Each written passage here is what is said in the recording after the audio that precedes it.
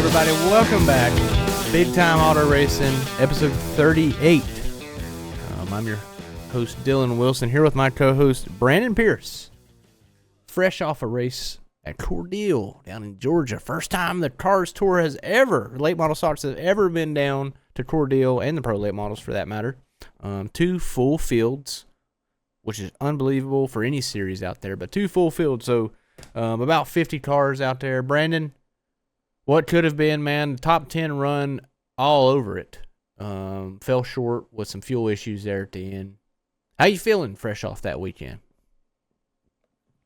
Yeah, man, definitely stings because we were putting on a hell of a show. I am glad to say for all of our great partners, Josh Sellers, Crossroads Harley-Davidson, Thunder Road, and Grand Atlantic Ocean Resort, we did damn sure get some TV time. So from a marketing standpoint and a promotional standpoint, that was great. And normally that means you're running good, right? So we can at least hold our heads high about that. But beautiful facility. Got to be in town about an hour south-ish of one of the biggest golf tournaments, probably, if not the biggest. Masters weekend. Yeah, so no that signs was of pretty Masters incredible. weekend on the interstate, you said, but you could kind of see there was some rumblings on the exit of Augusta. Yeah.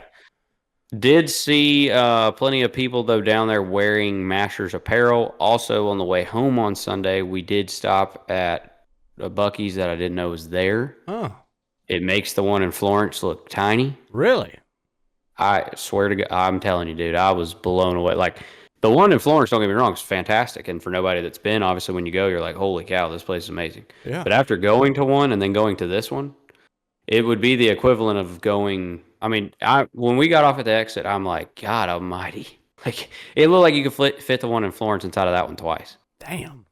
Well, between big old Buc-ee's and the Masters weekend, there was also some other crazy stuff. Doug Barnes had a little excursion. He went over the creek into the Watermelon patch. It looked like the end of a high-speed chase. I turned on the flow machine, and I said, what the hell did Doug do? Because it looked like Eric Brennan said, the end of a high-speed chase. Mid-pat brawls. Little note I wrote down. A lot of mid-pat brawls from about 8th to 15th. It was an unbelievable little race. Brandon, you were right in the thick of that, so you can expand on that more later, but we're going to get into that. And also a lot of high line charges. There was some guys similar to some Florence lines you would see. They started moving up the track. Mini Tyrell gave her hell. That's a t-shirt probably in the making, but Mini Tyrell gave her hell.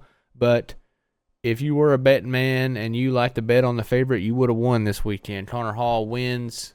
Doesn't nominate the race, but kind of bided his time. Watched Minnie kind of work the top, and I think took some lessons and notes from that early on, and ended up using it to his advantage there at the end. Lots of cautions, quite a few caution laps, a little bit of controversy there, some head scratching going on about why we're running too many caution laps and this and that. So we want to dive into that and kind of give you guys the perspective from the driver's seat as far as Brandon goes, and from my seat, which was my ass on the couch this weekend. You said you secured old Buffalo tag. I did. How about that? They got locally owned liquor stores down there. Big deal about Cordele. Yeah, I can honestly say, I don't know. I mean, it could mean one of two things, but when you're going down a major interstate and you see a billboard for a liquor store. Oh, yeah.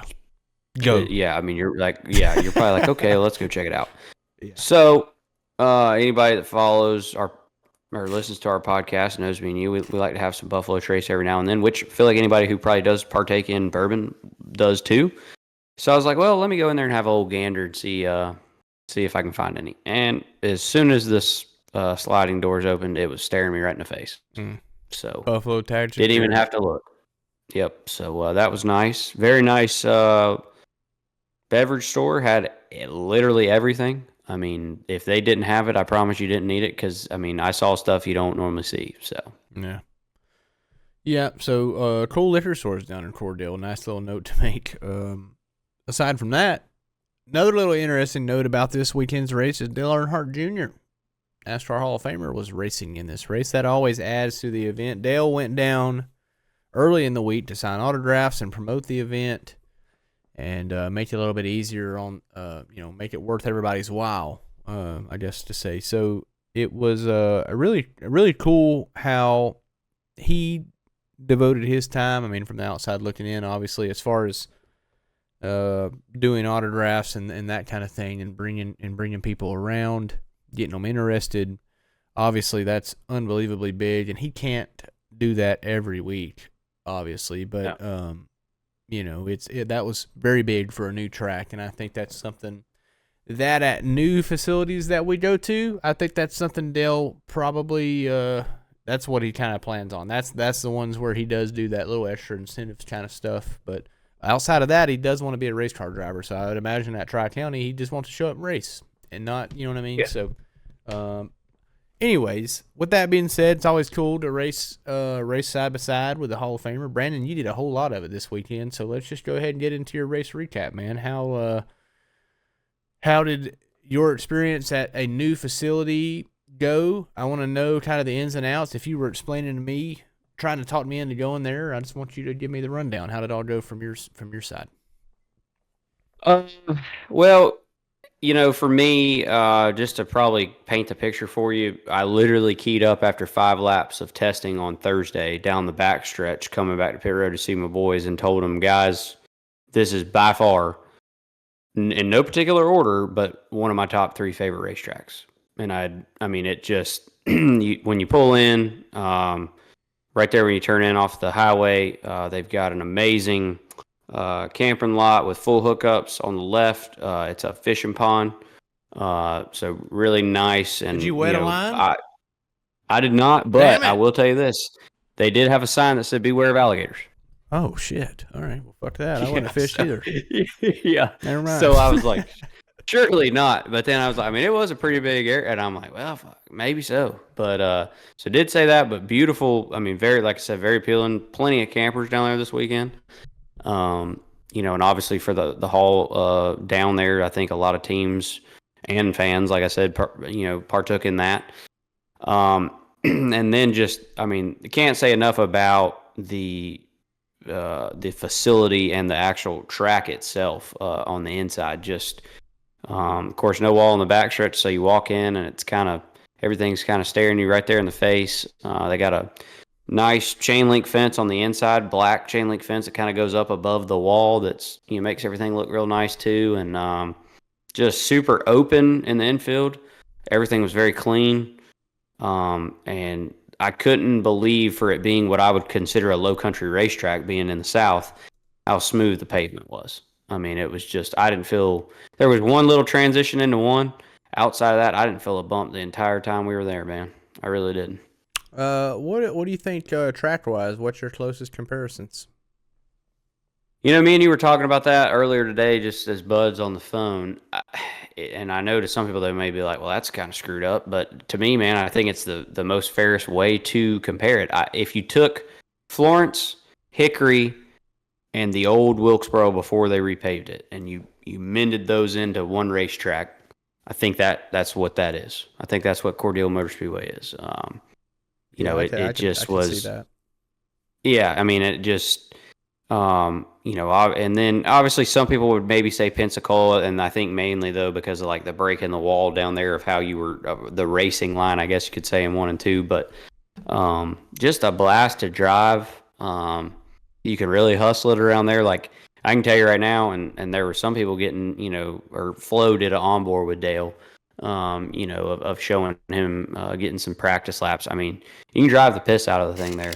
There's really there is finessing it, right? But again, back to being a low country racetrack, there was no riding. I mean, this wasn't Florence, like go out there and ride, or, Myrtle Beach days or somewhere like that where you're out there riding around half throttle. I mean, we were putting her to the wood pretty much the whole night. So yeah, you feel like percentage wise, as far as how hard you were going, how do you feel like you were from lap one to lap 50? Well, I personally would probably be a bad person to ask that just because of how free we were. Yeah. But as far as like people around me, and then even me when I could get my stuff to hook up, I mean, when I could hit my line right and be able to use the tire that I could for what we were battling from, a handling perspective. I mean, dude, I felt like it stayed with it. I mean, I even went through Race Monitor and looked at lap times. I mean, guys, I think if you got what was interesting is, because I did it myself, if you got the right rear pissed off, and then if you kind of clean jacked up and kind of got back in a rhythm, you could go run a guy back down. And so to me, that just speaks volume, one, to the tire, and then two, to the racetrack, right? It wasn't like if you lost that spot that your night was over. You could I guess mainly what that was is like you touched on earlier, that hell of a fight pretty much all night from 8th to 15th. That was its own interesting race within itself, and it was literally from the drop of the green. Yeah, I think pretty much everybody would agree that some of the best racing all night was from about 8th to 15th. I mean, there was definitely a time period where Minnie and Connor was racing pretty hard up front, which, I mean, essentially the whole race they raced hard. Minnie, I don't know if he's ever not raced hard. He's definitely one of those guys that absolutely get after it every lap, which is, that's the reason he's running up front. But his package, I think, this year is obviously starting to suit his driving style and stuff, and they're kind of meshing everything together. So you're kind of seeing Minnie's experience come into play now, and also I think they've made some good decisions as far as technically, as when it comes to chassis and setup and all that. So cool to see that. Nonetheless, just a side note, obviously good to see Minnie up there mixing it up with Connor, which he did last year. I mean, he was a championship contender last year as well, but I don't think anybody would have said at any given week you think Minnie is a favorite by any means. And right now, he's besides Connor, he's probably the favorite. Yeah. So I mean, I think you touched on it best, and I think even if I'm not mistaken, I heard Connor say that maybe in his interview that him and Dale did a little wrap up interview for Flow. I personally think Minnie had the best car. I think he got outsmarted, and he got out, and by me saying outsmarted it literally was pretty much Connor getting a really good restart on that last restart with 9 to go there, because Minnie got to his bumper, and I mean they even asked him about it. I mean, in my opinion, Connor made Minnie make a choice. He didn't get through 3 and 4 that great, and he pulled up in front of Minnie, and Minnie checked up and kind of let him have it, and was already on his bumper cover at the start finish line. And after going back and watching it, I'm like, ooh, I was expecting to see contact. Yeah, I thought I was too. I remember that. Yeah, because there was contact on the initial start too. Right. I thought Minnie was going to get him back because Minnie felt like he got crowded. Yep. I was thinking the same thing. And so I think Connor went in there and got his arc to make sure that A, Minnie wasn't going to turn under him, and then B, made Minnie make a choice, because to me it looked like Connor slowed his center up pretty good amount to see if Minnie was going to jack him up. And Minnie got his bumper there, but then you could tell, in my opinion, that Minnie kind of let him go. Mm-hmm. And at that time when that happened, it was almost like Connor, I mean, he's a 2-time national champion, folks. He's not an idiot, and he's driving the Junior Motorsports late model. I mean, he's talented. He knows what he's doing. I think he felt the bump, and he got a launch, and then that gap was maintained, to the end. So I think that you touched on it perfectly. I mean, Minnie had it figured out when he moved up, but I think he did it too soon, and I think it made Connor's car kind of come alive, or Connor's car worked better up there, where he was like able to make a charge at Minnie and go, okay, we're good enough to run with him now. I just need to be patient. Yeah, I agree. I definitely think he went probably a little too early.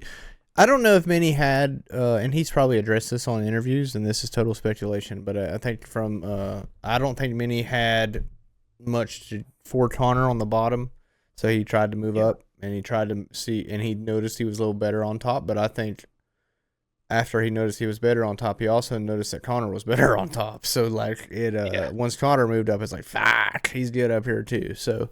one of those deals, and kind of got beat on the restart. If I remember correctly, it seemed like Connor crowded the shit out of him, which is what you do on those restarts. And Minnie either got into him, or maybe Connor threw him a door. I'm not really sure how that worked out, but yeah, it did fizzle to where Connor just was had him beat then, and that's basically how you kind of have to do it nowadays. So no harm, no foul. I think Minnie was pretty happy with a P2 there.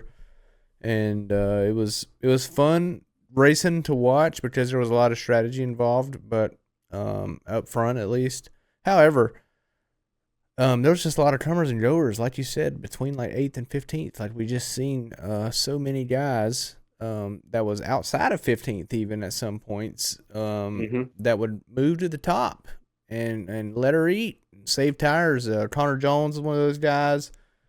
Landon Lewis was definitely one of those guys. Landon Lewis put her way up high at one point and was going. I think there was somebody following him. I can't remember off the top of my head who that was, but Landon was coming through there. Ronnie Bassett was kind of working Evergroove, I think, at one point. He ended up getting a lot of misfortune, but I mean, a lot of crazy stuff, a lot of different things going on. Typical Cars Tour race. I mean, you always have a million different things happening, million different stories coming out of it, but yeah, nonetheless, Cordele, man, that was. I don't think you have to do a lot of talking me into thinking that's a badass track, but I don't want to interrupt your total race recap too much there, but so anyway. No, yeah, I mean, I was very pleasantly surprised, and I think I've kind of took the opportunity to voice my opinion on that throughout social media throughout the weekend. Just praising the tour, praising the racetrack. I mean, and let me say this too, and I don't want to get too in depth on this part of it because we'll get into it on our ratings, but I will say this because I feel like the right people are going to hear this. When you go to a racetrack and the way it's ran, as far as on the weekend services side of things, so cleanliness and whatnot, when you see workers there changing out the trash cans, I'm talking about, through every couple hours, making sure that there's no trash bins running over. We don't have bottles and crap laying beside trailers and all that stuff. Going in the bathroom throughout the day and mopping the floor. Like, I mean, there was nothing. I did not see a single dirty thing the entire time we were there. Yeah, that's badass. Inside and out. Super badass Victory Lane, too. Yes. Yeah, I mean, it's very well lit. Yeah, very well lit. Like I said, man, absolutely incredible place. As far as for our weekend, a little bit, like I said, we got down there like everybody else Thursday, which we'll get into. I know we've got that kind of as a storyline topic for later. Made some laps, put her in the trailer, showed up Friday. We ran into a little bit of a tire problem. We did not have, or I'm sorry, let me back up. That actually happened on Thursday. I had took my race tires just to get acclimated with the racetrack from Wake County and was able to run 60s, which was pretty competitive times really throughout the whole weekend. If you'd go out there and run a 60 when it was in the heat of the day, you were pretty good. Oh, yeah. And so we were doing that on our Wake County race tires. So I'm like, okay, we're pretty good. We went to go put on a set of 20 lappers from New River and had an ungodly vibration. I thought something was falling apart. Come in, put everything on 4 stands, check everything over, no issues, go right back out there, same thing, no better. And I mean, I'm talking about like to the point of like wheel shake vibration, like all the way up through the steering column and everything. I'm like, this is terrible. Come in, don't even cool it off, just slap the race tires back on, go back out, no vibration. So we immediately dismounted that set and left them in Cordele. Didn't even run another lap on them. Don't know what was going on, but I mean, we know it was tire. Felt like right front related, but there was no separating or anything like that. But it wasn't worth sitting there trying to make something that obviously wasn't going to fix itself even, worse. So that hurt us a little bit on Thursday. Show back up Friday, and we just fought a little bit of mechanical issues on my stuff as far as finding the balance that I was happy with. I like a freer race car at places where you can withstand that high grip places, and don't get me wrong, Cordele had grip, but it still was a low country track in that aspect of that you still had to woe up your roll speed and finesse the corner. And being on the freer side, it's that real smooth asphalt, so you really had nothing to lean on. The tires had nothing to hook up to if you just try to carry a ton of speed through the corner. So we battled that throughout the day Friday, rolled into Saturday, and I actually can say I was pleasantly Did the surprised by my did the qualifying track? I lap. don't want to interrupt you here too bad, but did the track immediately? Did you immediate? Were you trying to resonate with other tracks? Like, is that how you, when you go to a new track like that, do you think that the easiest way for you to adapt to a new track is to try to relate to other tracks, or do you feel like you just go there and you're like, wow, it's a new track, we'll just figure it out?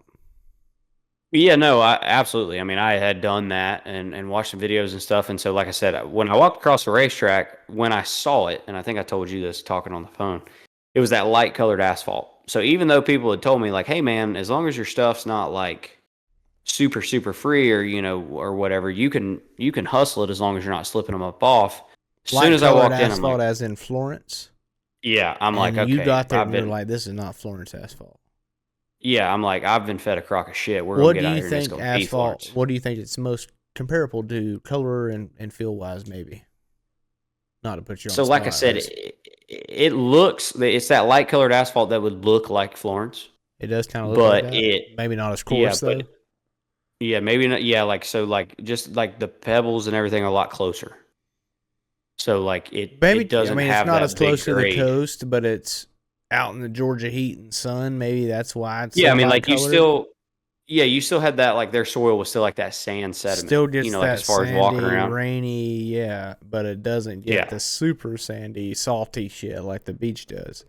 correct. Florence and Yeah, it's like it's just so it's inland not New enough River, to it's not not. Florence, but it's definitely not as grip. It's but it's what about Caraway? Do you think it's less or more asphalt than Caraway? About the same. I would say that's the closest thing to put it to, and then even on its own,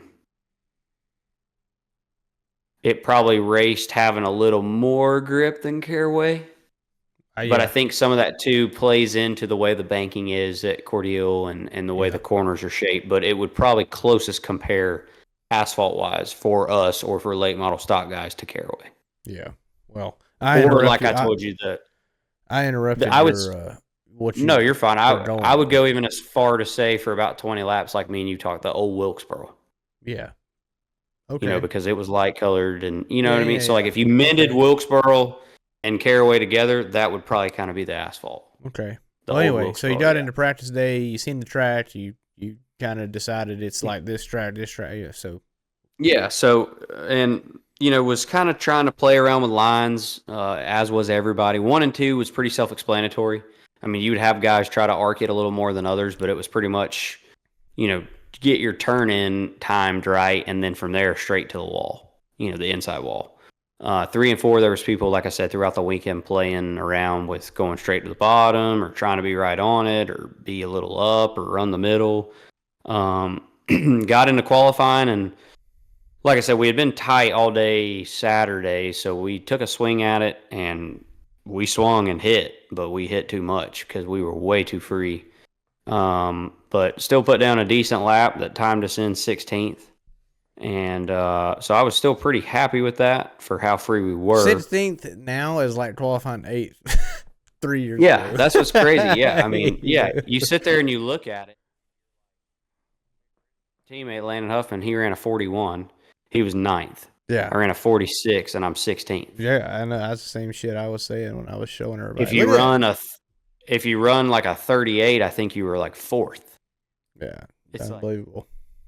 the pole was a 30. So, you're sitting there a little over 10th and a half off, and that's a difference in 15 spots. I tell you what, I mean, BTR, y'all listen up.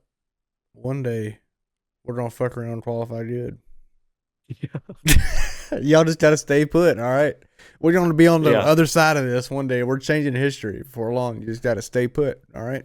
We're yeah. gonna come back to I y'all. mean, Look, see, the remember? the way I looked at it is we were in the right direction because the other 2 races so far this year I've qualified in the 20s. So this year or this Hey, weekend being 16th, I was happy. I ain't no mathematician, brother, but your draft is going up. Yeah. So So good didn't know though shit. at the time that would of course time us into what I called the hornet's nest of that hellacious race all night It of, did, of yeah. 8th to 15th. But I did get to joke with Dale some that every time we race with each other, we can't get away from each other and qualify right beside each other. And sure as shit, he qualified 15th and I was 16th. So, Yeah. Yeah. had to roll the old top on Junebug there to start the race, and knew that I was going to have to fight like hell because whenever he comes to race with us, and rightfully so, he should. That's how we all want it. I mean, he's going to give you everything he's got. Oh yeah. And I can promise he was doing that from the drop of the rag. Was the top pretty good early, or was everybody just chilling? It was. No, yeah, it was. It was just, I think I was able to roll it better than some of the cars in front of me. And so at that time, the top was kind of getting bogged up. Did you consider making it going to the third line? Not that early, because I could still see some marbles. But as you touched on, it was crazy that it moving trees at Florence. Yeah, I did. You're damn right. Yeah. Well, it didn't take long because, like I said, caution comes out lap 15. Up.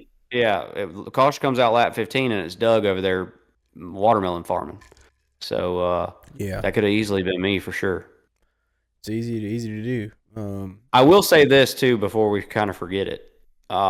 It was Florence flattens out back there, right off the back. I mean, it's banked, but it flattens out. And I mean, I've done it. I'm pretty sure you said you did it when you raced there. Like, it's easy to run off there, and you can pull it right back on. Like, now if you Ryan Glinsky and go up, yes. And then the other problem too is there's a pit entry that's paved. That's where the haulers pull in. So with all the spotters, and Stephen Nassy gave me tips. I talked to him for probably an hour last week, and he's like, dude, don't drop your car off over there. He goes, because you late model stock boys have a frame rail over there, and we don't. He goes, and I'm telling you right now, if you get that damn thing off, it ain't coming back. Doug learned. Well, I think Doug learned. Doug was a great example of that. And it's just, you get off there, and since it's the grade on the turn 2 side of it is different than the grade on what would be entering turn 3. Right. And that is also, like I said, where it's paid for trailers to come in across and keep them. That's smooth as silk too, but it's just a bad recipe for a car with a frame rail dropping off over there. And I'm not sure exactly. I don't even know, like, because I think they were kind of late catching it a little bit. If Doug ran off before the crossover, if he was past it. But regardless, either way, the grade is changing right there, and that's why when he dropped it off, I think there was no getting it back. Yeah, and there's definitely, when you're alone for the ride at that point in the slick grass, you're alone for the damn ride. There's no coming back. I mean, it definitely picked up speed. And him saying that's the first time he audibly yelled in a race car is still the funniest shit I may have heard this year, at least this season in the car store for sure. So, that's some funny stuff. Anyway, you was in the Hornet's Nest, race got going, worked the top a little bit. Yeah, got in line and then started figuring out, oh boy, we're in trouble. We're still really free, and started playing with my brake fans and brake bias gauge some, and about halfway through the long run, of the only full length run we had of competition caution that night, was able to kind of find my groove and start running that group back down, and ran them down, racing right there with them all the way inside of like 5 or 6 to go to the break.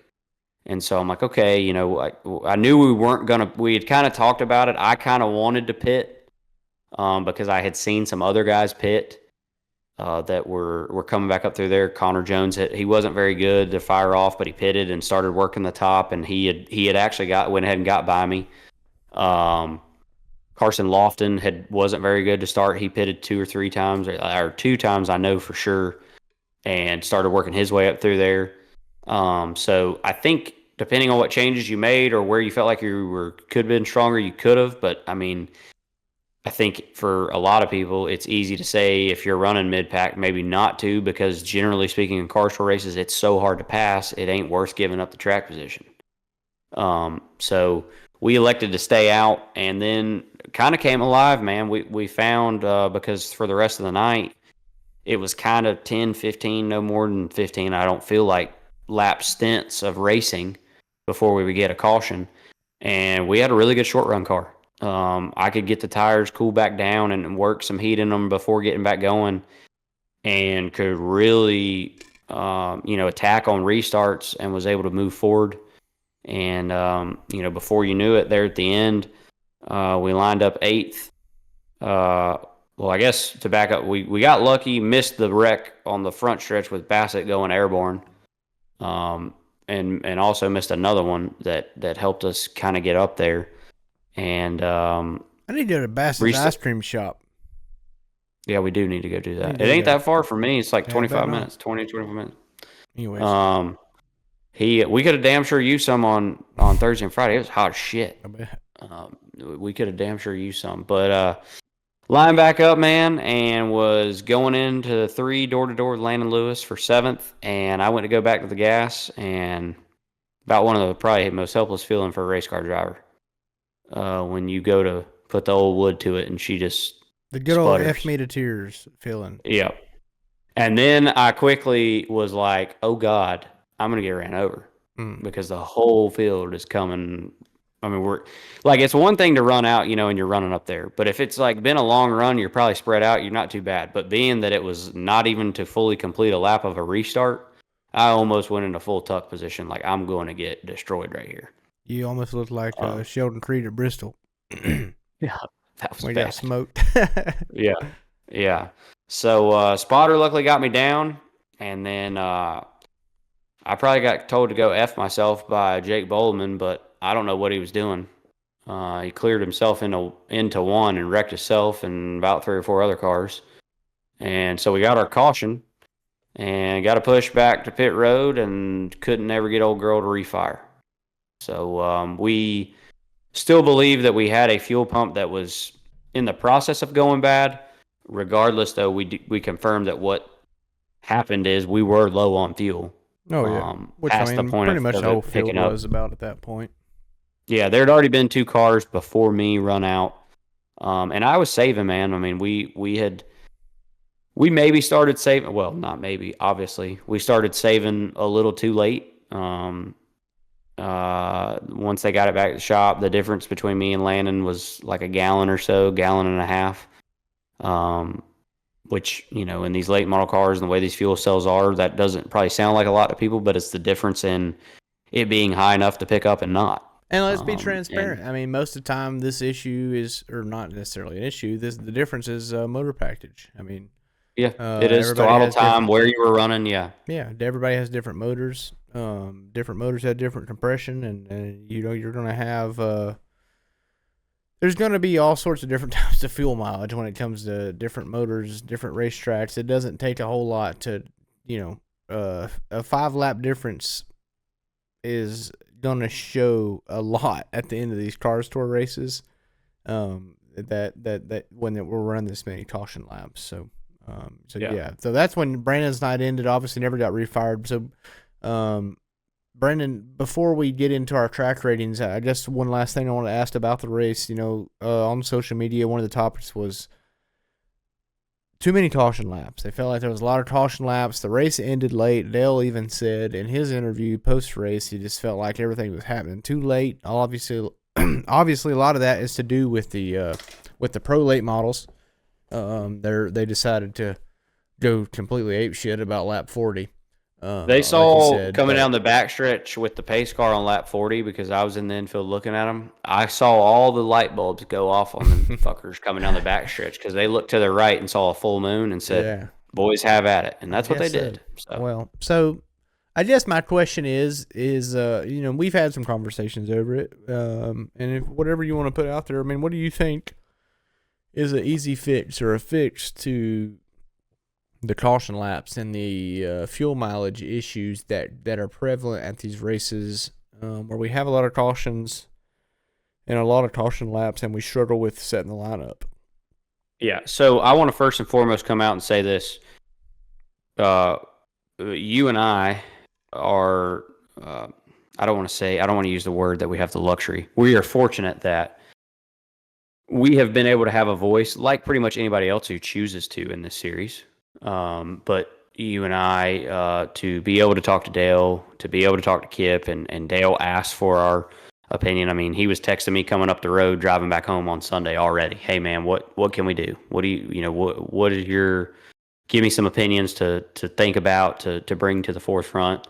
And, Kip Childress did a great job. He was very welcoming of me and even pulled me in the trailer, even though I had fell out, Saturday night, and me and him had probably a 15, 20 minutes that I feel like if it's going to be more than a 2-3 lap deal to get figured out. Red flag us down the back, especially at these bigger tracks like Cordele or tracks similar to that size, which we race at quite a bit. The majority of our tracks, I would say, are that size. Pull the pace car forward, get the lineup right, and have us pull out a line up behind the pace car in order. At that point, all the arguing and all this contesting for spots and all this riding around playing the games is done and over with. And I told Dale, if people want to continue then at that point to contest the spot, well, if they're contesting the spot, they go to the rear. We're not going to play no games. I wonder if adding more timing loops would help with some of this. I think it could, right? Because at the end of the day, let's be honest, everybody sitting in that tower is. Yeah, everybody in that tower is devoting their time. I was ahead at the line. I was ahead here, whatever. No, here it's cut and dry. No, you either go whatever the last time and loop that the leader crossed, right? Is the one that's how that would be, or the last place car crossed. Sorry. Correct. Yeah, they the way they do it is the last completed lap where every car on the racetrack crossed the loop. Yeah, maybe we just need more loops. I don't know. I'm just coming up with ideas. Maybe more loops would help with some of this. I think maybe that's just more headache, but no, I think it could, right? But again, I think at that point we would get into the thing like, is a place like Cordele, do they have the funds where they would do that? Well, yes, maybe that's something the tour does because I think there's technology out there these days probably where you can set up where it's like a beacon or something, right? Yeah, there's got to be something out there. And maybe I'm completely wrong. I'm sure they've totally looked into this, but this is just me thinking like maybe more loops is something that is in the that is a different option as far as kind of red flagging it every time. I don't know. I think that probably scares them away. They don't want to stop everybody on the back. That's probably why they have it. I agree with you. I think that would be the easiest way. That would be a whole lot easier than. Well, my argument for that, right, was. Then it takes fuel out of it, right? Yep. It takes fuel out of it, and then it also takes us boring the fans or making the flow broadcast. Like it shortens everything, right? It shortens the product we're putting on in person.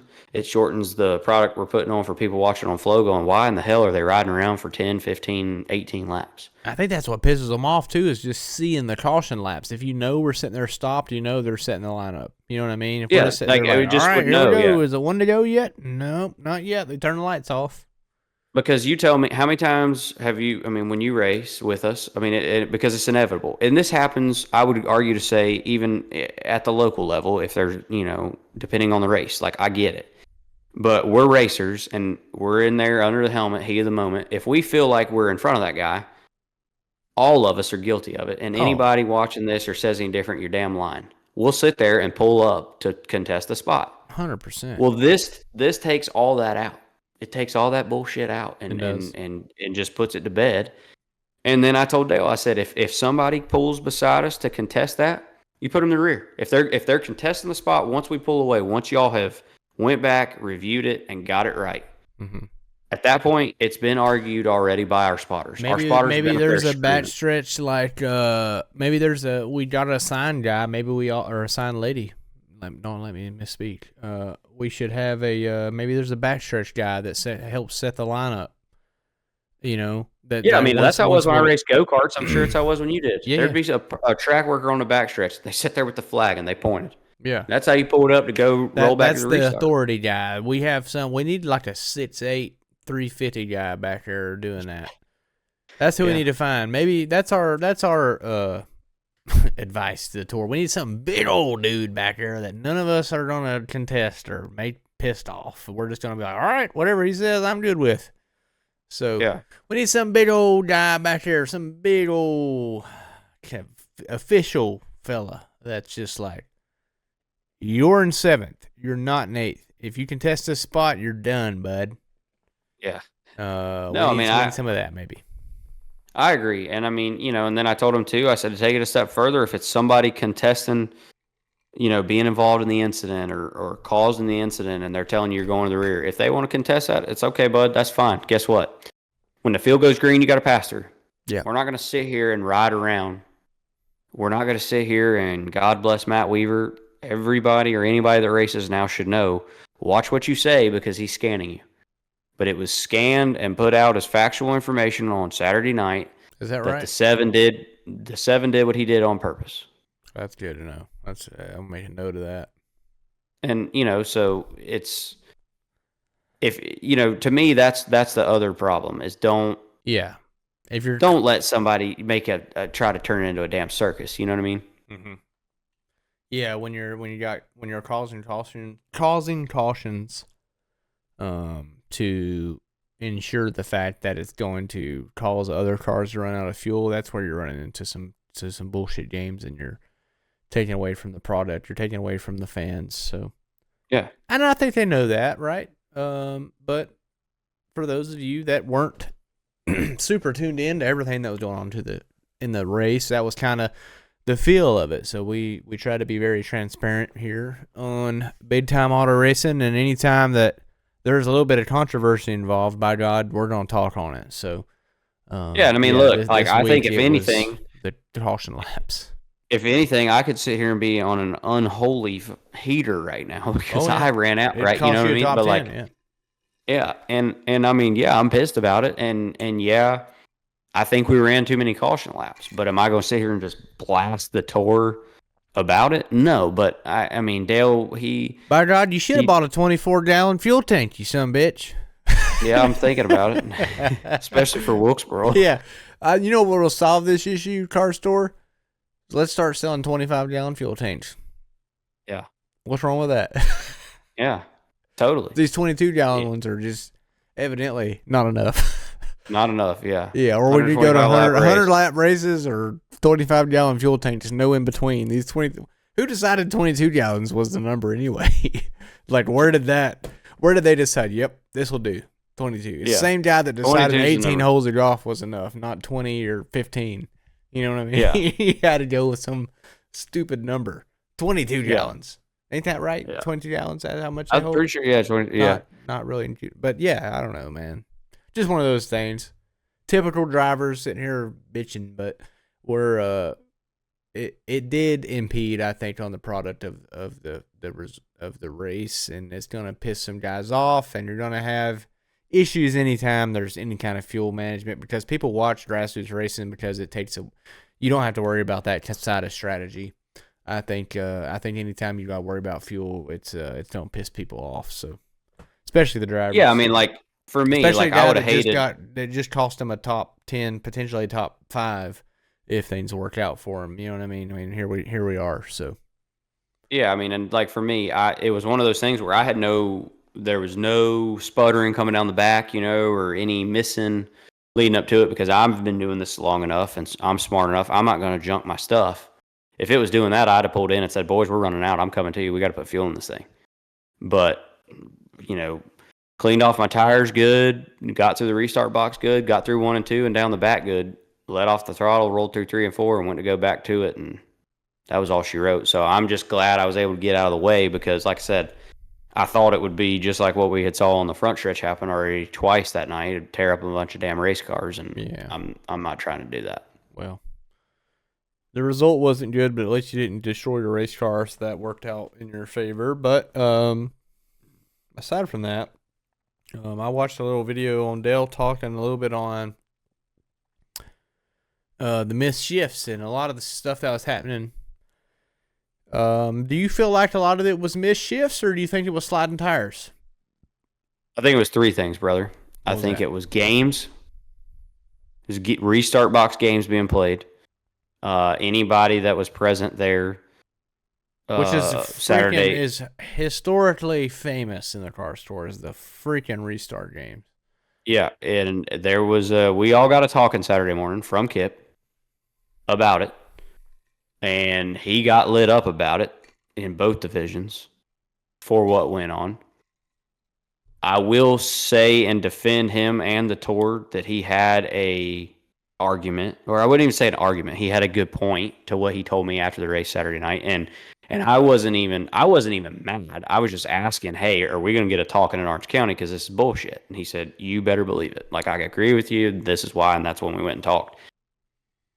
I've always been, and I'm pretty sure me and you've said on here before. Matter of fact, I know we have, because we've both been tore up by this. Both of us. Mm-hmm. Just get to the damn box and go. Just go. Just maintain pace with the pace car. Get to the box. And yes, you are the leader, so you have the right to fire in there anywhere you want. I feel like if but you not drop below pace car speed, you should be sent to the rear immediately. They should call the restart off right then. Caution's out. Don't even go. Yeah. Everybody check up. Don't tear cars up. Yeah, well, if and you drop below that speed, they should know that. Yeah, I agree. Yeah, 100%. and so Game sucks. It's just because There's too many cars out there, bro. And when we had 15 cars every weekend, it's all right.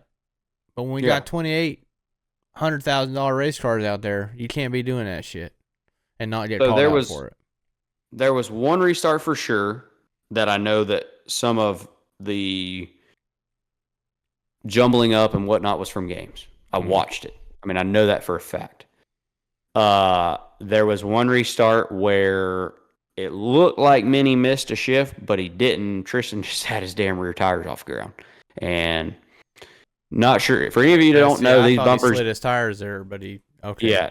For any of you people that don't know, under load at least, these bumpers don't, or not under load, let me rephrase that. These bumpers don't meet up the greatest. So they're not going to go nowhere when the rear tires are off the ground. And then, yes, there was definitely, though, in both divisions, and anybody that watched the Flow broadcast saw this, there was way too many missed shifts. There was. And I'm not going to sit here and knock anybody because guess what? Here before God and everybody, I could go and miss one next race. We're all human.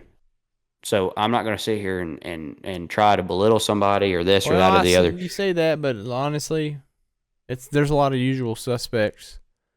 I do agree. That's what I was just being blunt, man. There's a lot of usual suspects, and it's not that hard. It's not hard to shift from third to fourth. I know anybody can fuck up, and like I might get cocky and be in a green, white, checkered situation, and I'm starting second. I might miss a restart 2 years from now when somebody uses this clip, but it ain't that hard to fucking shift from third to fourth. It's not that difficult. And just like Dale said, you go down the back straight. He's a 50-year-old man, and he still sits there and third, fourth, 20 times. I do the same thing, making sure. Same shit I do. Everybody, I thought that was normal, right? Yeah. Evidently it's not, and it's just something we have to. You can't just expect these kids to know it. If you can be a hard ass and say, man, they can't shift. They don't know how to drive a stitch shift. Well, god dang, you don't drive a damn stitch shift daily either, you son of a bitch. So shut up. Go over and teach them how to do it if you don't want your car tore up, Yeah. So, yeah, I'm not sitting here bitching about everybody that sucks at shit. It's just a weird thing. These shifters, these guys are in brand new ass race cars with brand new shifters. When you have a brand new shifter, they are very stiff. It is hard to go from third to fourth. It is difficult. It is. I know how this works. I've never been in a brand new race car, but at Wade County I was, and that shifter was stiffer than most. Did I miss a shift? No, because I knew that it was stiffer, and on the backstretch I was going, I know how this shit works, Yeah. I mean, like I said, 2 years from now I might fuck this all up, but it ain't that hard. You just kind of have to practice it, and I think Dale probably had some conversations that helped with that, and he don't want to see miss shifts on in the car store because. At the end of the day, man, this is supposed to be the top level of grassroots racing, and restarts are one of the easier parts of grassroots racing because there's not a lot of wheel spin, man. It's not hard. We're not cup restarts here. It's not like you have to time it and watch your revs and all that. I mean, you just go, I mean, it's easy. I mean, as soon as you hear that sumbitch get up there high in the revs and you're about to see God, you shift it to fourth. Easy enough. Yeah. But you got to be taught that. You don't just know that. And these shifters, like I said, they're stiff as shit when you get a new one. I know this. I've just tried it. I have a 15-year-old shifter in my old car. That sumbitch shifts like greasy old bacon. You'd fry bacon in that thing. It shifts so smooth. I'd use it for lube on my old lady if I could. Damn thing is smoother than shit. But these new shifters, a lot stiffer. Got to learn that. So, not trying to be an asshole. That's just how these things work. So, shifting is an issue right now. We're working on that. Hopefully, the tour in general, we stop seeing this. I mean, god dang, man. These fucking restart jumbles have been a joke the last 6 months. Cost me a damn whole nose and radiator and everything. And a good race at Wilkesboro. So, we just got to, just part of it. I'm willing to help if anybody needs help with restarts. But Well, I think some of it too, like what you talked on, is we've got some new talent this year, right? New shifters And too. And I'm telling you, yeah, some bitches are fucking stiff. and I think some of it is guys coming from other cars where the shifting's different. Whether Yeah, it and be I'm they not were in speaking on modifieds Carson or in general. I mean, no, like yeah, that. yeah. But No, and like I'm Carson's deal, like Carson ain't gonna mess up a lot. He's probably gonna win some Cars Tour races this year. Like, he's probably gonna have a lot of good restart. I don't want to act like I'm picking on just Carson. I mean, there was like 5 or 6 missed shifts this race. It seemed like, and I'm yeah, watching from the couch. yeah. I think that's some of it, and then I think though some of it too to tie back in with some newer talent and younger talent is guys like let's just face it and call it what it is, and they would probably try to tell you till they were red in the face that ain't the case. They just get too excited. Yeah, They're anxious. They you got the nerves going, especially there at the end of the race. Which I mean, I know we had one like middle part, but I'm saying especially there at the end, nerves and just don't get it in gear. I mean, yes, it's still unexcusable. You don't want it I think they happening, let the right? clutch But I out can too tell you early, that's yeah. I think it's just or throw not hit it or hard like enough. not pulling it far enough back, like thinking that Yeah, letting go, get the back to the wheel pull too quick. yeah the pull is Yeah. not got to be as far as it does, and next thing you know, it's hung up, and you're like, oh shit. When I go test, and this is, you don't have to do this, but when I go test, even when I tested my car at Hickory, that didn't have a Hickory setup in it, it had a Wake County setup in it, Wake County gear. My first lap at speed on track, I practiced a restart. Yeah, I do the same thing. Never a doubt, dude. That's just how I do it. I clear my carburetor out at Hickory, going in the backstretch, and I hold the brake down, I rev it up, I get it, and as soon as I get to the restart zone, I fire like I'm the leader of the damn Bobby Isaac Memorial. Yeah. And I think maybe people are straying away from that. I feel like Dale had a good point. They're not practicing on the backstretch. They're not, you know what I mean? Like, you got to do that shit. It's these shifters are weird. You guys are changing damn cars every weekend. Some of these guys are in different race cars every weekend, and they, these late models are weird. You'll never drive a car like it again. Just like Dale said, you got to get used to it. You got to practice it. If you want to be good when you move to the next level, you need to be the best at the late model stock level. You know what I mean? Yep. I think that's the easiest way to put it. Let's get into track ratings, man. Obviously, I wasn't there this weekend, so this is going to be mostly on you. You was a big fan of it. So I'm intrigued to hear some of your happy things you like about it and things you don't like. And starting off with, we're going to start with fun factor. How fun was it to race? Could you pass? Was there a lot of strategy? How was it? I'm gonna give that an 8. I think it could be a 9, but I'm trying to be fair in the aspect of some people. Like I said, I really do think it could be a 9, but I'm gonna be fair and give it an 8. And I will tell you that, like, if more people could get their car or have the guts to go run the top, or like I said, I tried it and I about shat all over myself. I'm tell you right now. I was like, this is not being free and trying to go up. It was not going to happen, Bo. Yeah. Like, I was like, nope, I'm going back at the bottom. 3-car link slide of oh shit. Like, as soon as I let off brake pedal. But Landon Lewis, he was ripping. He was. He put Connor her Jones. I mean, Landon, I'm telling you right now, he cleared me. I gave him room. He found the Larson line. Yeah, I gave him room off of 4, just a lane, and I think he cleared me like a lap or 2 later. And he went on, like, at that point, he was still kind of running the middle. Like, he was still kind of pinning it on my door, as anybody would. And then he finally got a good run. I got, like, squarely off of 4, and he cleared me. I tucked in behind him. And at that point, he had started running, like, even higher up in 1 and 2. We go down the backstretch and go off into 3. I'm telling you right now, I thought the damn throttle hung. Like, I was like, ain't no way in hell he's running that high. Yeah. There's no way. And I mean, watching it, dude. It was badass. Yeah, and he would get a hellacious run. I mean, that's how he ended up 4th. I mean, he worked that top right in, cleaned it off himself, and I mean, it was working for him. So I think if more people could have done that, I think you would have seen even more passes. You'd probably see a 9 or 10 on the fun factor too. Yeah, that's what I mean. Like I said, it has the case to be a 9. I think hopefully they keep it on the schedule. If we go there a second time, maybe more cars are able to set up for that. And if we go there again, 9 or because 10. Yeah, that's what I was going to say. We go there again, people will have their setups different. I promise you it'll be a 9 or 10. Okay, well 8 on fun factors. That's good for first ever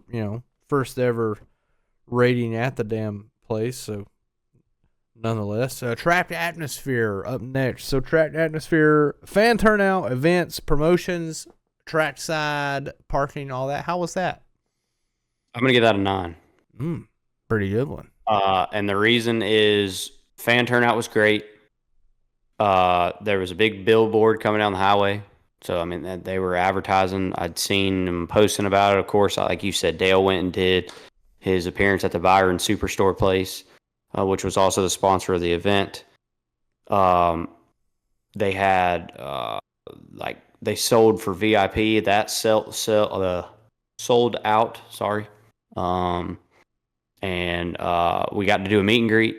So that was great. Huge turnout for that. And not just for Dale. I mean, were those people there because of that? Absolutely. You would, I mean, let's not be idiots here. But yeah, they had to go a long way to get there. They also appreciate the things Dale promotes, which is what's cool about Absolutely. Dale. I mean, I had just behind something. He's all, you know what I mean? So like they're all in on the car store now. So it's cool. Yeah.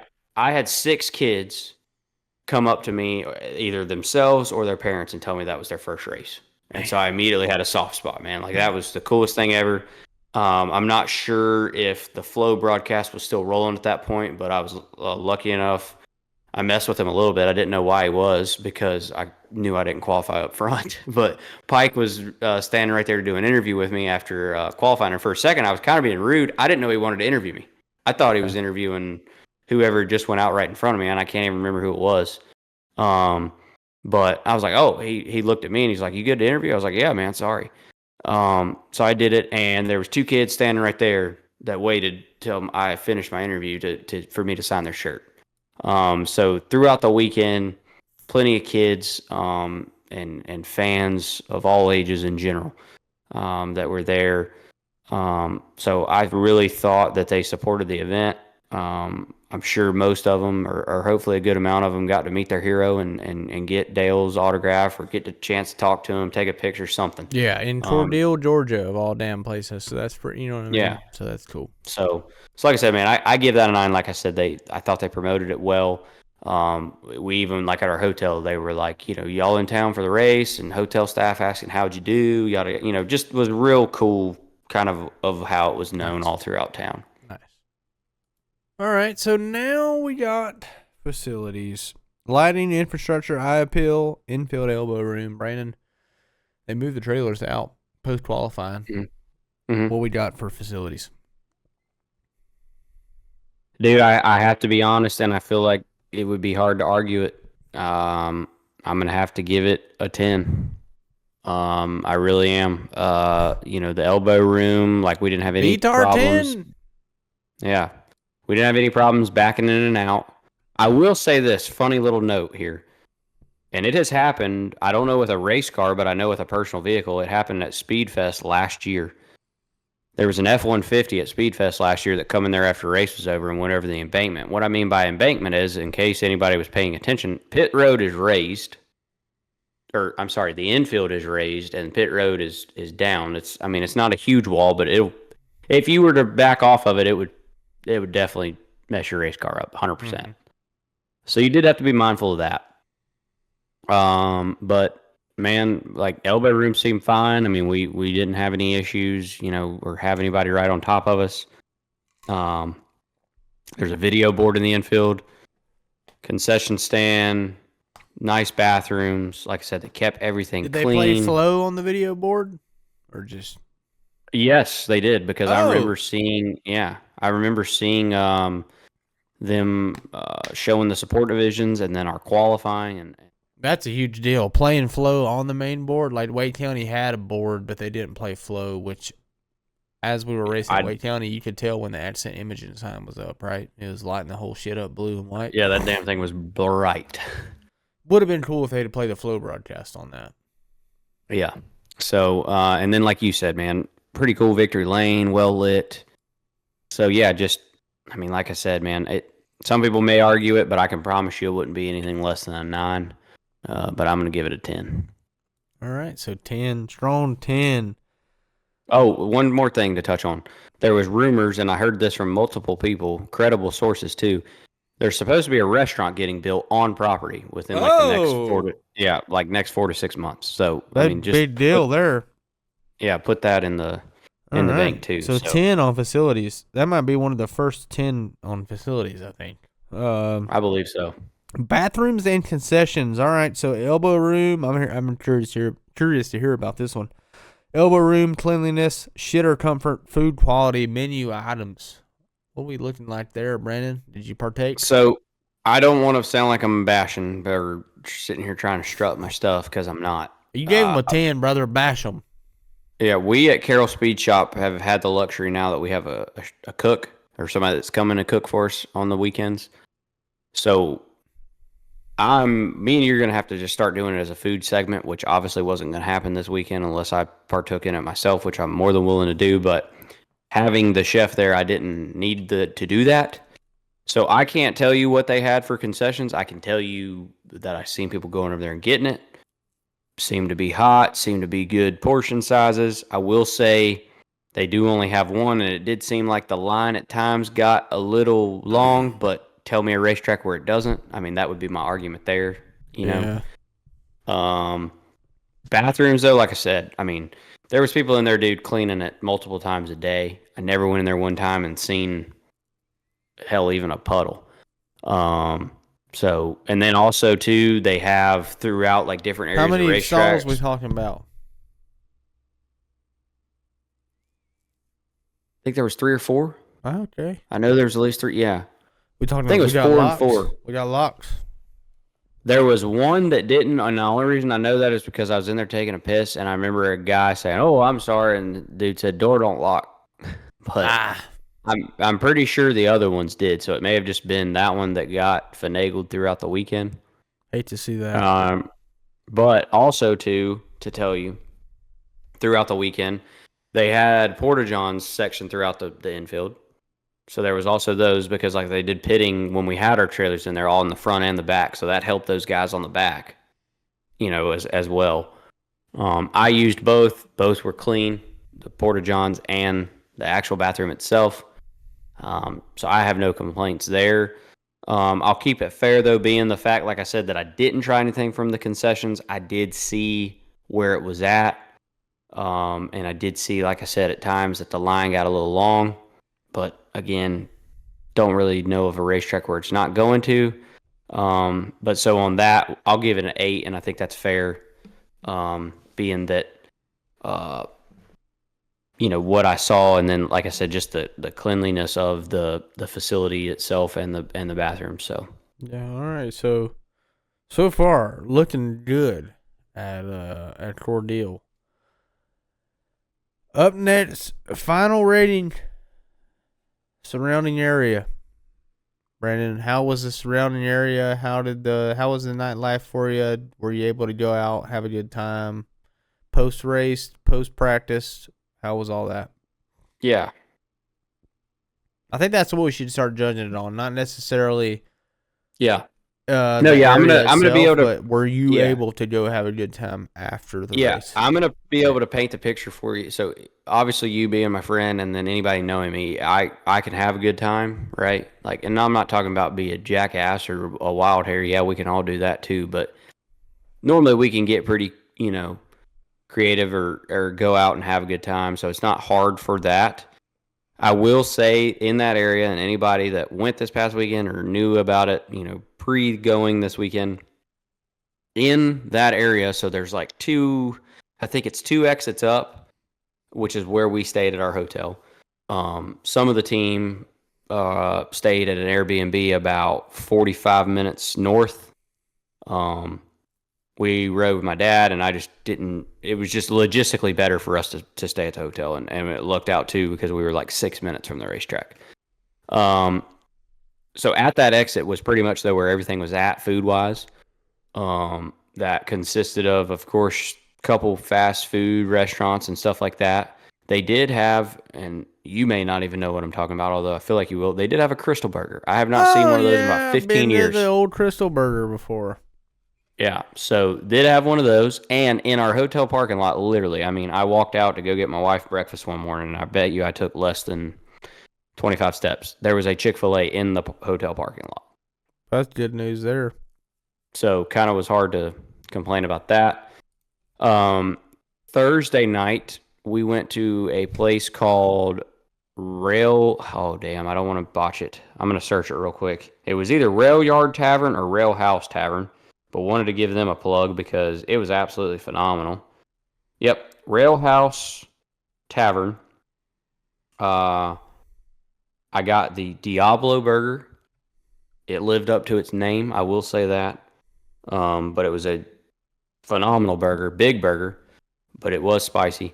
But a cool little joint. Walk in, kind of that old. To give you, it fits the name. It's at a rail yard, an active rail yard, railroad, literally. So it's kind of got like that old factory building look, though. Go in there though. Serve you your drinks in like a mason jar with the restaurant logo on it.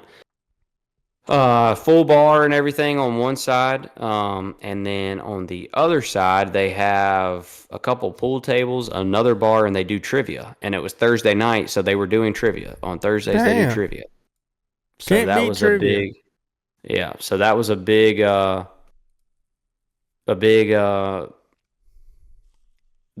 definitely had a lot of locals over there, I guess is what I'll get at. So, and then Friday night we went to a place called 16 East Bar and Grill with the whole team, and I'm pretty sure the entire car store went there as well. Huh. Always nice. Because Love that. yeah, yeah. So, but it was good food too. So it wasn't hard for us to go out and have a good time. We did, and a couple of crews or teams were staying at our hotel, so was able to go out and have fun and have what we needed and have a few beverages at the hotel. And so yeah, it was nice. I will say, as far as like actual eating places for restaurants, there was literally those two, and then I think like a Mexican restaurant, so they could probably use some more. So that's going to hurt the score a little bit, but like you said, scoring it on what us being able to go out and have a good time, I still could, so I'll give it a 7. Good old 7. All right, so quit math time. All right, well, breaking news after quick math. A new record, all-time high.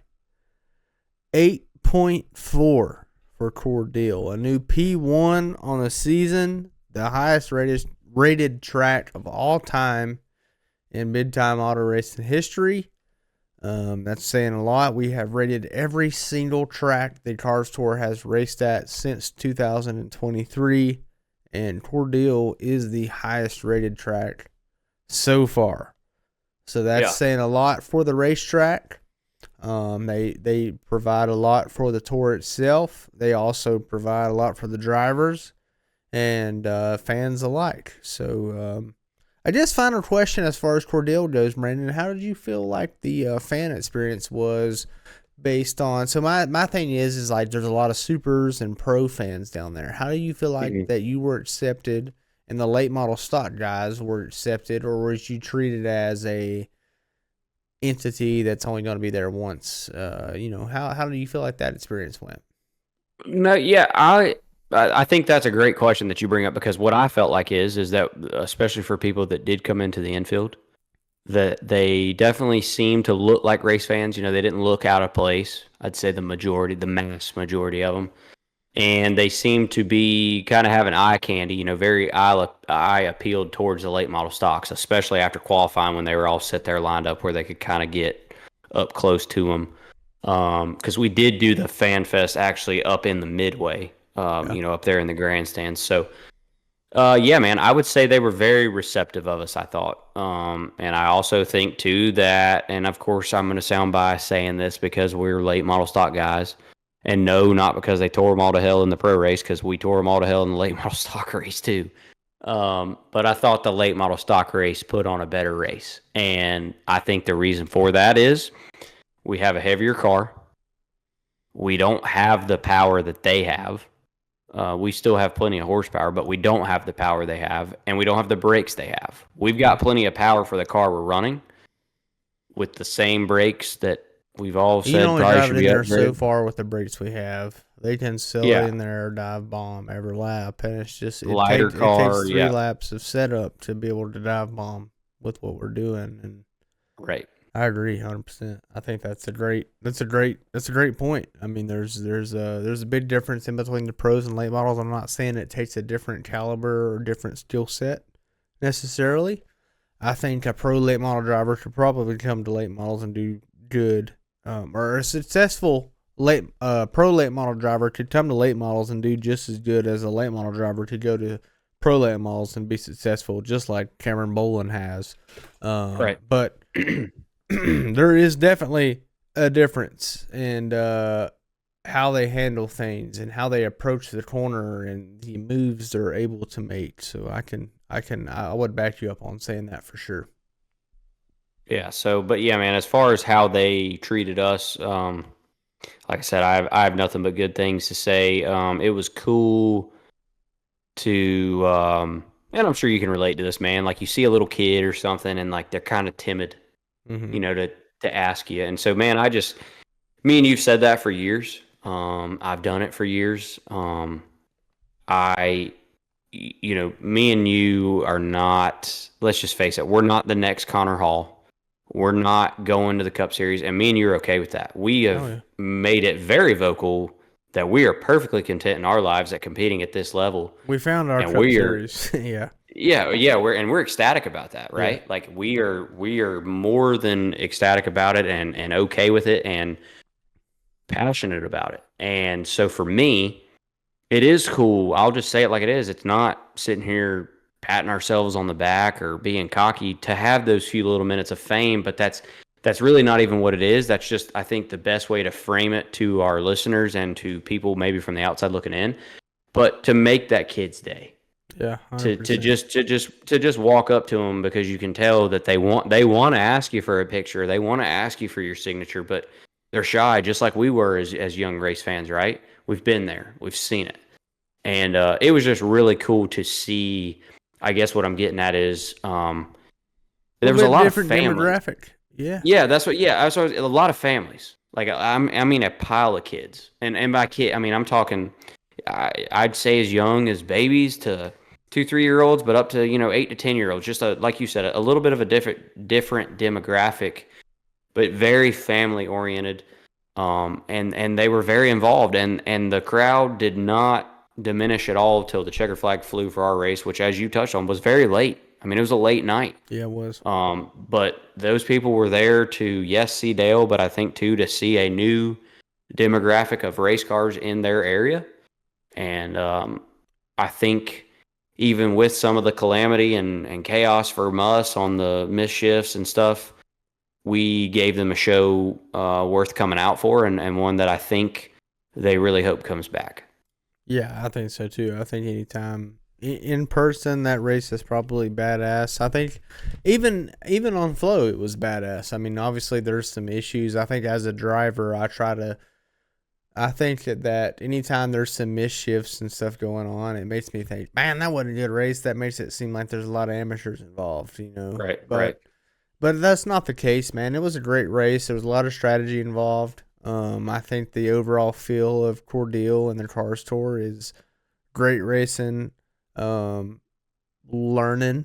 I think there's a little bit of learning going on. I think there's going to Hmm. be better racing involved in the future just because of people are, late model guys learning a racetrack. And you can see in-car cameras, they've got 100,000 cords of data acquisition on their floorboard, and I'm sitting there like, what the hell is all that shit? I've never seen that before, and it's just the more that stuff happen. I mean, it's just gonna make for better racing. It can piss the local broke guy off or whatever, but at the end of the day, it's just gonna make that racing up front better, and these guys are gonna keep going after it. Minnie Tyrell has a good package for Cordele, but so does Connor Hall. And I think if we go back there another time, there's going to be 4 other drivers that have a good package there. And you can see even a better race, Because I think anytime the car store has went to a track for the first time, the next time they go back, it's even a better race. I think Yeah. you can go back and look at Wilkesboro and even in other tracks that have came on for the first time, like Dominion and stuff like that. There's always, it gets better and better. The more notes that these guys get, the more competitive the field gets. And first time we go there, you're not going to see 10 competitive cars. Yeah, this time we seen Minnie Tyrell and we seen Connor Hall. That was the only two cars with a great chance of winning. Landon Huffman was right there behind, but he even acknowledged like he was a third place car. At the end of the day, the top two cars were to be expected. Minnie Tyrell won Wake County. He was dominant at Wake County, and Connor Hall is in the best car in the country right now. And everybody's going to expect those two guys to be up front, just like they would have expected Butterbean and Connor Hall to be at the front, and Carson Quaffle at the races he was attending to be up front last year. So, Right. Needless to say, going forward, do you think Cordele has a place in the car store?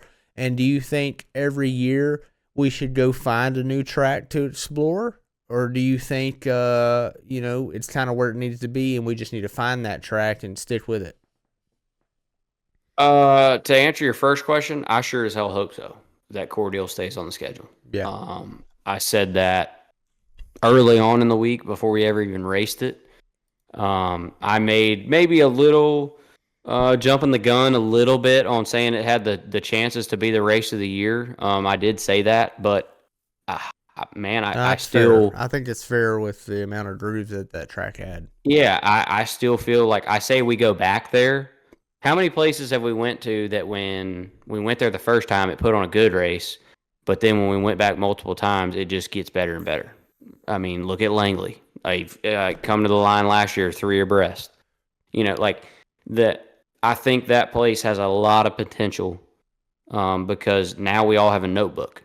And there's, we're all going to go back to grinding. And then you look at what we got coming up next, Orange County, we've all got a notebook on that, right? And so I definitely think that the sky is still got a lot to be reached at that facility, but we brushed it pretty good in our first chance there.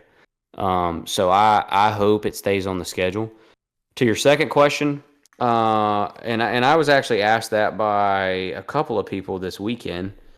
About, even just fans, people I never met before, like saying, well, we've heard rumblings about you guys. We're going to go to New Smyrna or Jennerstown. Nashville. Dale Jenner mentioned Jennerstown. Yeah. So do I think we should branch out?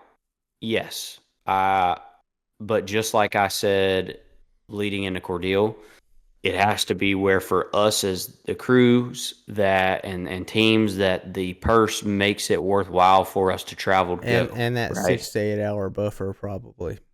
That Dale mentioned as well. 6 to 8 hours, I think, is probably the furthest you're going to see a late model team travel. I agree with that. Get into double digits. It's going to start getting tough. All right. We're not going to that. Yeah. So Nashville's as far about as the furthest you can go, right? Nashville Fairgrounds. That's the furthest. That's as far as you can go. You can't go to Winchester. It takes 10, 12 hours. Yeah. Jennerstown, I think, if I'm not mistaken, it takes about 7 to 8 hours from Charlotte.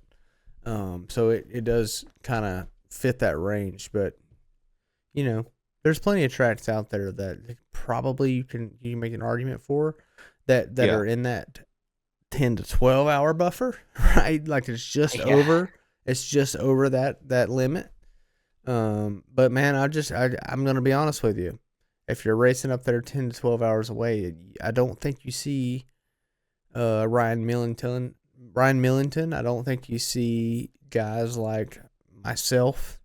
I don't think you see Cameron Bolin. I don't think you see those kind of guys that cannot make that trip and have 4 to 5 crew guys that are still trying to do this for free and doing it for passion rather than a paycheck. No, I think you reach a very good point, or I think you have to make it where it's somewhere like the fairgrounds, where those people are like, I'm going. Yeah, I'm going. Like a bucket list. Yeah. So to answer your question, to me it's simple, and I'm gonna probably bite myself in the ass here a little bit saying this because it could bite me as far as my timeline of my career running out on me, right? I don't know if we need to do it every year Mm-hmm. as far as establish a new place that's that far. Yeah. Do I think you could do it every other year where it keeps it fresh and where it keeps the dynamic in it? Absolutely. I will say that I think Cordele belongs on the tour, but obviously we know how far that is. But I It think is, it but is does. it that much further than Dominion? Like, I mean, Dominion takes me about 4 hours. yeah, From but I mean, I think that Kernersville. you have to base the Cars Tour travel out of Charlotte. Like, I think that's Yeah. where they So base everything out of. yeah, I mean, I don't know how far it is to Dominion from Charlotte. I know from, excuse me, most of the Charlotte teams, I think to Cordele was, I don't know, I guess six, five and To a half, me six. personally, I don't feel like there's a lot difference, and I feel like I'm kind of probably in the greater region of most Cars Tour guys, like maybe a tweener, because I'm over here close to Wilkesboro, but in general, I'm about an hour away from Charlotte, an hour away from Winston, so I'm kind of in between. But for the most part, it's like 6 hours to down there in Cordele. It's about 5-6 hours to Dominion, and Yeah. I'd imagine 6, 7, 8 hours up to Jennerstown and stuff like that. So I mean, like we are kind of expanding beyond that range, but also not a crazy amount beyond. Like I don't feel like I don't want to. Cordele to me doesn't seem like a crazy travel day. You know what I Yeah. mean? Like, do No, you yeah, I feel mean, like that after traveling? no, no, I mean, it wasn't. I mean, on the way down was a little because, I mean, you're going through Rock Hill, or at least us, you're going through Rock Hill, so you're dealing with Yeah, that a little bit, yeah. right? But, I mean, the drive back Sunday wasn't terrible. I mean, it really wasn't. And, How long did it take you like I said, exactly to after, get back up there? well, I mean, we stopped, but if we would have went straight through, it'd have been, I don't know, 6 hours, between 6 hours and Yeah, 6 hours and 15, 20 minutes. I mean, yeah. So, I I mean, mean it wasn't that terrible. definitely sucks digging, and I can only imagine it. It's gonna take a little longer with a trailer, but Yeah. I don't know, man. But to answer it simplified, if there is a new track to get introduced on schedule, mine is hands down the fairgrounds. I agree, I mean, and I think you said obviously Cordele deserves a spot on the schedule year after year, and I do think 15 to 16 races. If you want to take one of them and make them a special event, whether it's Nashville Fairgrounds, I just don't know if you can go beyond. You definitely can't go beyond 8 hours. I think the 6 yeah, I to 8 mean, hour buffer is very accurate for that they'll kind of inscribed. But man, I don't, so anything last year we past ran, that would be kind of tough for anybody like my level. yeah, so last year we ran what, 17 races? Wasn't it Yes, 17? Wasn't that the I tour schedule? think. I mean, the year before that we did. Yeah, so this year the schedule's 15 races, right? Yeah, You could easily take this year's schedule and go ahead and push her on over into next year and add Nashville, and I'm good. yeah. Sign me up. I think most Like people I'm will good. probably be all right 16 with it. races. And then to me too, if some people are like, and I know would pull on your heartstrings, and it would mine too. If people are like, nope, we're staying at 15, well, then you pull one Wilkesboro. Yeah, I mean, if ever tracked is once a year, I'd be okay with that. And I Yeah, I think mean, most of the tour and would be too, especially I'm with us having perfectly an FS1 content. race. Yeah, I'm perfectly content keeping Wilkesboro at 2 year and making that be, me and you've used some different words for it, but that being like the Cars Tour thing, of Yeah, like it's our home. of us having our mid season big night that obviously this year is going to be at its biggest, being on FS1, being during All-Star weekend, having that whole persona around it, and Yeah, then it deciding our championship. Like, I'm yeah, perfectly fine with that. yeah, But if it came to a thing from a logistics standpoint and from a number standpoint of, oh no, we're dead set, we're going to stay at 15 races, we can go to Nashville, but somewhere's got to go, then I say you just probably pull one of the Wilkesboro races. yeah. And I agree wholeheartedly. I think that there's I think there's opportunity to probably add some races, but like you can't go too crazy with it. So We'll just see. I mean, I do like the idea of 15 races. I also love the idea of a mid-season spectacular and a final race, championship deal at Wilkesboro. But I don't know. We'll just kind of have to see where it goes from here. I mean, As far yeah, as I think you just. what tracks are interested and whatnot. Well, I think that last sentence you just said It's tips the it 1 year off deal perfect. with Cordele, obviously. Yeah, I mean, let's face it. There was a lot that took place here in the last 7 days. We went to a new track. Well, really, the last 5 days. We go to a new track. Obviously, a new demographic for us, and at the same time, we get there. The biggest car show announcement, followed up by now another big one, and the biggest one being that we're going to be on Fox Sports 1 for Wilkesboro. They're like, "Oh no, hold my beer. We're racing for 50K at Hickory." Yeah. Like, so what's next? A lot of big announcements coming out. And Yeah, speaking I of, there mean, was a little bit of controversy on social media on really? Friday. Yeah, or Thursday, I should say. There was Doug Barnes tweeted Oh yeah, that it was the testing rate was unbelievable. Unbelievably high. What was the testing rate total, Brandon? I mean, I don't know. it was Obviously, Dale, 125. you guys were aware of the testing rate and it was going to be a pretty high amount. I mean, I don't, obviously Yeah. that's a lot. So I can say this. I cannot sit here and say that it was quote unquote public knowledge, as in that like it was posted anywhere, or as Kip said, that it was discussed in the weekly meetings leading up, because it wasn't. But like Kip said, that's a racetrack thing. Yeah, They've never done that. We've never called in up to Kip or had that meeting and it been like, hey guys, by the way, the testing fee is XYZ. Yeah. I think it's probably general on your P's and Q's of checking off on your list, especially if you're going somewhere that far, to call the racetrack, A, and tell them you're damn coming, one, and two, to figure out what the deal is. I do that. We did that. There was a lot of teams that did that. So to answer the question, the rate was $125 an hour for a minimum of 3 hours. The track was going to be open to test on Thursday from 10 a.m. to 8 p.m. Again, open that long. Didn't mean you had to be there that long. Yeah. It's a choice. So minimum price is $375. Correct.